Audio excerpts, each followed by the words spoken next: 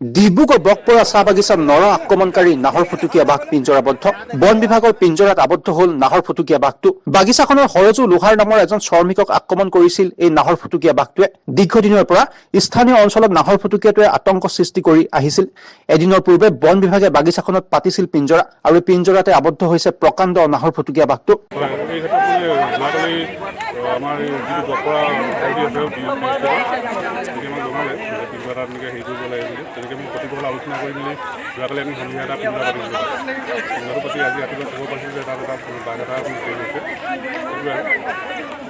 বৰ্তমান মাত্ৰ আপোনালোকে উদ্ধাৰ কৰি এতিয়া কেনেকৈ বাঘটো আমি প্ৰথমতে কিবা ইঞ্জুৰি হৈছে নেকি চাব লাগিব মেডিকেল ডক্টৰক মই খবৰ দিছোঁ ডক্টৰ আহি পাব তাৰপিছত আমি বিষয়টো আৰু আলোচনা কৰি ক'ত কি কৰিব লাগে ইউজ কৰিব লাগে পৰৱৰ্তী পৰ্যায়ত আমি বৰ্তমান বাকীখিনি কাম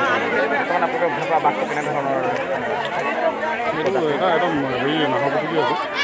সন্তাক সৃষ্টি কৰি অহা বাঘটোৱে স্থানীয় বহু মানুহৰ পশু পক্ষী নিধন কৰি আহিছিল তদুপৰি শ্ৰমিককো আক্ৰমণ কৰি গুৰুত্বভাৱে আহত কৰিছিল এই নাহৰ ফুটুকীয়া বাঘটোৱে এইটো এটা বৰ অসুবিধা আমাৰ ৰাইজে অসুবিধাত পৰিছিলে কণ ছাত্ৰ ছাত্ৰীসকলৰ লগতে আমাৰ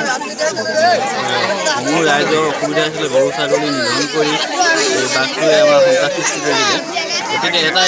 ইতিমধ্যে পিঞ্জাবদ্ধ হৈছে গতিকে আৰু যেতিয়া আছে বুলি ৰাইজে অভিযোগ কৰিছে গতিকে এইটো হোৱাৰ চৰকাৰে অতি সোনকালে ভাল এটা পদক্ষেপ ল'ব লাগে আৰু লগতে সকলো ৰাইজকে শান্তি জীয়াই থাকিবলৈ চৰকাৰে আৰু বন বিভাগে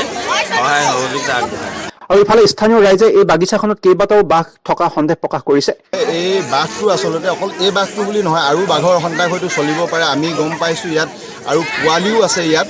আৰু হয়তো এই বাঘটো যিটো ধৰিলে তাৰ লগৰটো আছে বুলি আমি অনুমান কৰিছোঁ বকপৰা বৃহত্তৰ বকপৰা আৰু বাণীপুৰ অঞ্চলত বহুদিনৰ পৰা এই বাঘে সন্ত্ৰাস কৰি আছে ৰাইজ আতংকত ভুগিছিলে আজিৰ পৰা 4 দিনৰ আগত সজু লোহাৰ নামৰ এজন ব্যক্তিক এই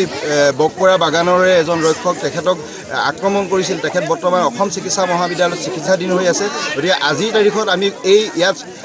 যিখিনি ৰাইজ সমবেত হৈ আছে আমি সকলোৱে স্বস্তি নিষ্ঠাক পেলাইছোঁ যদিও অনাগত দিনত হয়তো আৰু আতংক সৃষ্টি হ'ব পাৰে যেতিয়া বাঘ ধৰিবলৈ আছে গতিকে আমি বন বিভাগক অনুৰোধ জনাইছোঁ আহ্বান জনাইছোঁ তেওঁলোকে তৎপৰতাৰে যাতে বাকী থকা বাঘকেইটাকো ধৰি তেওঁলোকৰ জিম্মালৈ নিয়ে নিউজ ডেস্ক ৰিপৰ্ট RVTV